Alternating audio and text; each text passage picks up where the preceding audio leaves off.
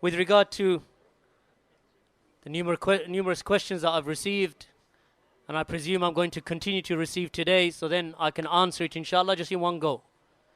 With regard to my visit to Pakistan and to Kashmir that I keep being asked about by our brothers, Jazakumullahu Khaira, then my nasiha to you, to all of you, anyone who comes from a Muslim heritage country, if you come from a Muslim heritage country, such as Pakistan, or Bangladesh, or Morocco, or Egypt, or Somalia, or any of those countries that are similar to that, where there is aman, where there is security and safety, my nasiha to you is the nasiha of the likes of Shaykh Al-Albani rahimahullah ta'ala, and the likes of Shaykh Muqbil Al-Wadi'i, and the likes of Shaykh Rabi' in our times. Build your homes in those countries. Build your homes in those lands of Islam and Muslimin. I believe, and Allah subhanahu wa ta'ala knows best, that whilst these countries are lands of kufr, there is no long-term future for you here or for your children. If you have money to invest, invest it in your home Muslim heritage countries. Build your homes in those lands, regardless of your consideration that their Salafiyah is weak. It is weak because people like us are not there. People who are educated, people who have some finance, people who can afford to build, people who have influence are not there. So my nasiha to you is that if your parents have property there and they have land there, or even if they do not, then you should visit those lands and you should establish your Islam in those countries. Even if it means that you return back here for business or for trade, no harm. One thing about those countries, regardless of what they are, regardless, the amount of ridda and apostasy in those lands is almost unheard of. Youth do not leave Islam to become atheists in those countries, or if they do, it is almost unheard of. In these countries now, in France, in Germany, in Britain, in the States, in Canada, tens of Muslim youth every month are leaving Islam for atheism. Because the environment and the culture here is not conducive to Islam. And Islam is not given respect in these countries by the host nation. And they will not give up until you become like them. And that you share their values in your doctrinal beliefs, such that precedence is given to ideologies and ideas and doctrines that are alien to Islam. They will cultivate your children upon it. They have lost hope in you because they know your level and your staunchness. But they will take your children through indoctrination. So my nasiha to you is that if you have land or if you have access to Morocco, if you have nationality or the ability to gain nationality because of your forefathers and your fathers, your grandfathers, in Morocco, in Algeria, in Tunisia, in Turkey, any country where there is aman, Somalia, Pakistan, wherever, go to those countries and look at them.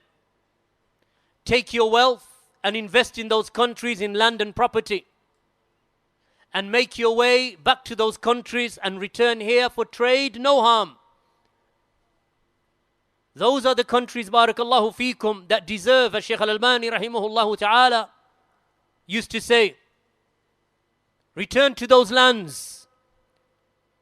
As for those of you who have no opportunity to go to those lands because your heritage is not from a Muslim heritage country, then may Allah subhanahu wa ta'ala aid you and give you tawfiq and give you success And may Allah subhanahu wa ta'ala give you a makhraj, because they are taking the generation of our grandchildren and our younger children.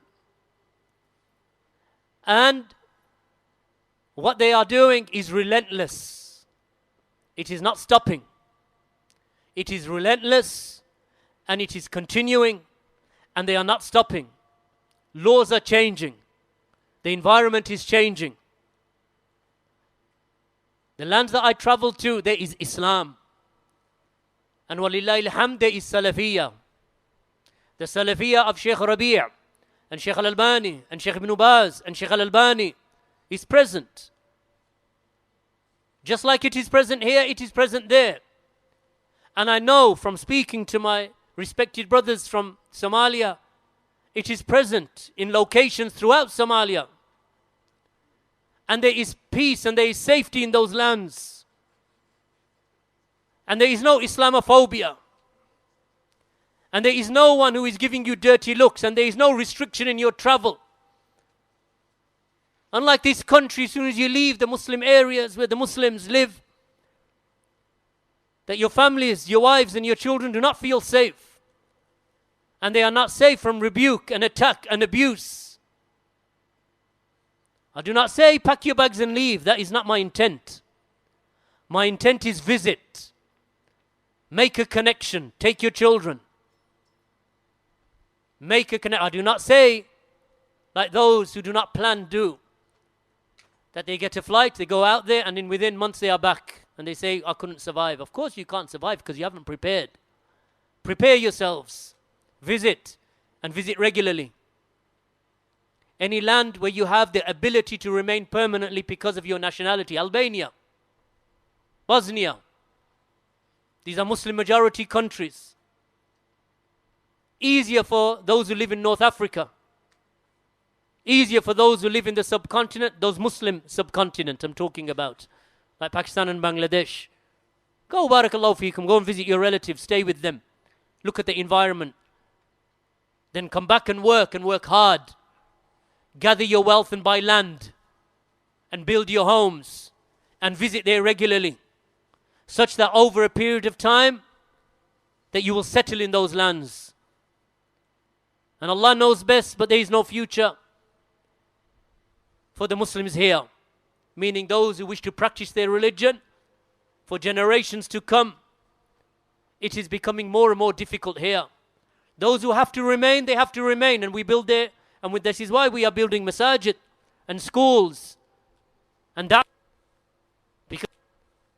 because they are our brothers and our sisters, and they have nowhere to go to a Muslim heritage country because they have no nationality and they have no citizenship in those lands.